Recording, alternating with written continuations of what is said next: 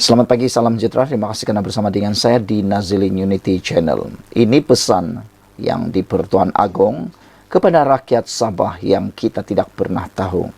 Ia didedahkan oleh salah seorang menteri yang berasal daripada Sabah. Agong kata, jaga Sabah.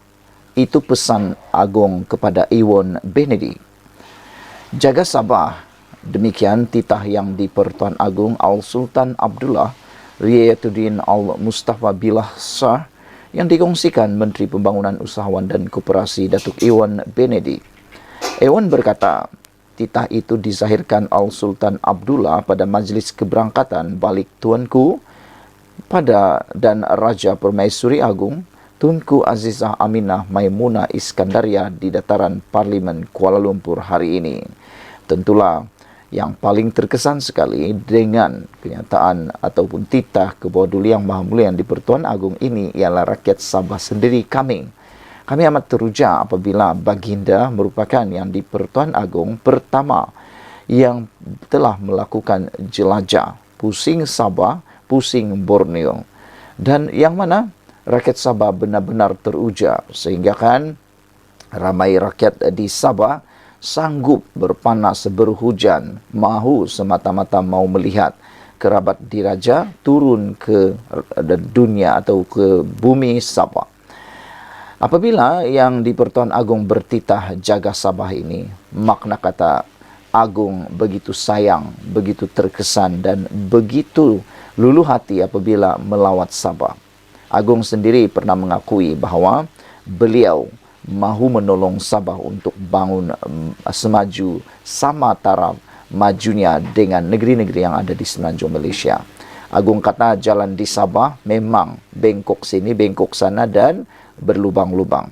Agong mengatakan bahawa bertitah bahawa Sabah perlu dijaga. Saudara-saudara sekalian, Iwan juga berkata Agong menitahkan supaya jagalah Sabah. Semasa majlis keberangkatan balik Tuanku dan Raja Permaisuri di dataran Parlimen, Tuanku berpesan titah kepada saya, jaga Sabah.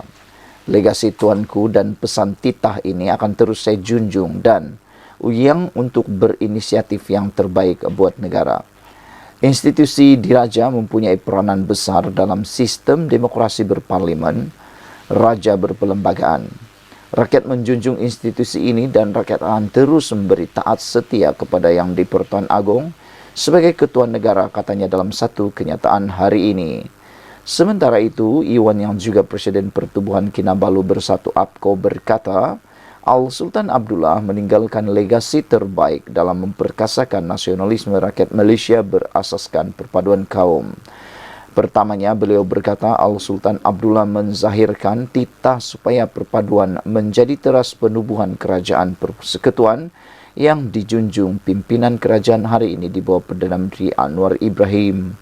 Pergolakan politik dan kekerapan pertukaran teraju serta pimpinan kerajaan persekutuan dalam tempoh singkat memberi kesan besar kepada pembangunan ekonomi, kemajuan dan tadbir urus negara. Sebab itulah Tuanku menitahkan supaya kepentingan negara harus diutamakan dan dijayakan melalui perpaduan serta seluruh rakyat. Saya dan parti saya akan terus mendukung titah ini, kata beliau. Ahli Parlimen penampang itu berkata, yang kedua legasi Baginda dizahirkan melalui Kembara Kenali Borneo pada September tahun lalu. Katanya menerusi kembara itu, Al-Sultan Abdullah dan Raja Permaisuri Agung berjaya melonjakkan nasionalisme rakyat Malaysia di Sabah dan Sarawak. Kehadiran Baginda berdua sekaligus memperkasakan lagi semangat perpaduan rakyat yang sudah lama menjadi identiti negara di wilayah Borneo. Menyantuni rakyat dan menyertai acara-acara kebiasaan rakyat sepanjang jelajah itu menjadi cetusan terbaik Tuanku buat rakyat jelata sekaligus menebalkan setia rakyat kepada raja dan negara, katanya. Sekian dulu untuk kali ini. Jangan lupa tinggalkan komen anda, tekan butang subscribe. Kita jumpa lagi. Bye-bye. Selamat pagi, salam sejahtera. Terima kasih karena bersama dengan saya di Nazilin Unity Channel. Saudara-saudara sekalian, ini satu lagi pendedahan yang paling menarik perhatian kita berkaitan dengan Daim Zainuddin. Dipetik daripada Next Step Malaysia, web page menulis, kisah bilioner diam-diam terbongkar. Harta geng Mahathir ini 7 keturunan pun tak akan habis. Saudara-saudara sekalian, kawan rapat Tun Dr. Mahathir Mohamad kini yang bukan jutawan sebaliknya sudah bertaraf bilioner. Diam-diam Tun Daim Zainuddin mengumpul harta dan kekayaan yang 7 keturunan pun tak habis menurut laporan ini. Malah, sebelum menyertai kerajaan dan menjadi Menteri Keuangan pada tahun 1984 hingga 1991 pun, dan kali kedua pada 1999 hingga 2001, Daim sudah kaya sebagai ahli perniagaan yang sangat berjaya.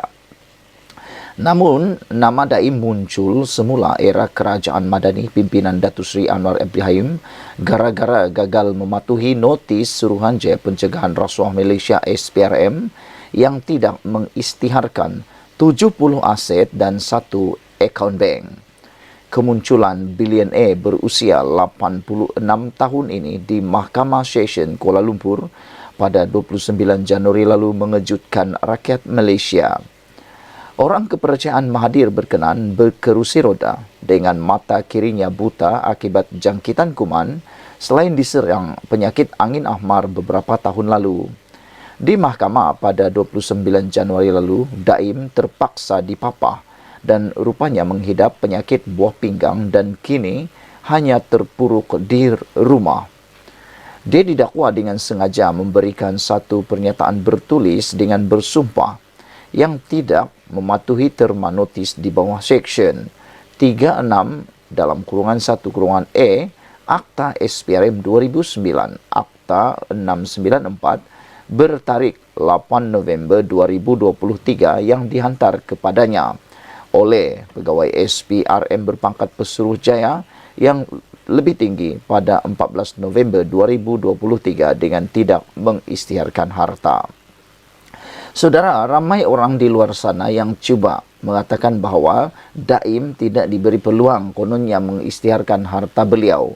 Namun demikian, apa sebenarnya yang berlaku ialah Daim telah pun diberikan beberapa peluang untuk mengisytiharkan harta beliau sejak bermula pada 8 November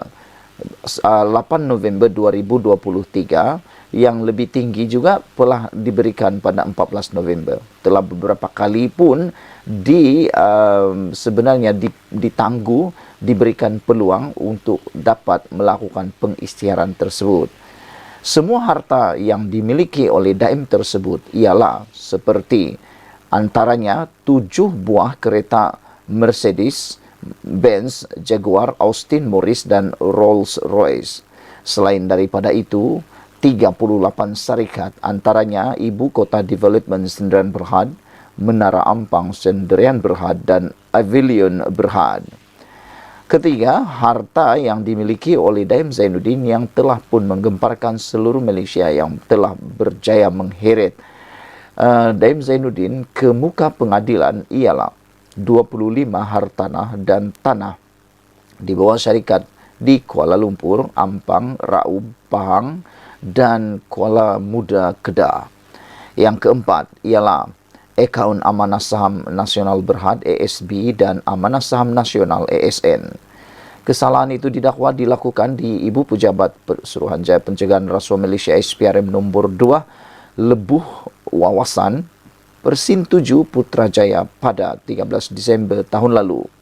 Daim didakwa mengikut Seksyen 36 dalam kurungan 2 Akta Suruhanjaya Pencegahan Rasuah Malaysia 2009 Akta 694 yang boleh dihukum penjara tidak melebihi 5 tahun penjara dan boleh didenda tidak melebihi 100,000 jika sabit kesalahan. Saudara-saudara sekalian, dengan pendedahan yang amat luar biasa ini, kita pastinya juga sama dengan setuju dengan kenyataan daripada tajuk di website ini, iaitu kisah bilioner diam-diam terbongkar, harta geng Mahathir ini 7 keturunan pun tak akan habis. Sekian dulu untuk kali ini. Jangan lupa tinggalkan komen anda, tekan butang subscribe. Kita jumpa lagi. Bye-bye.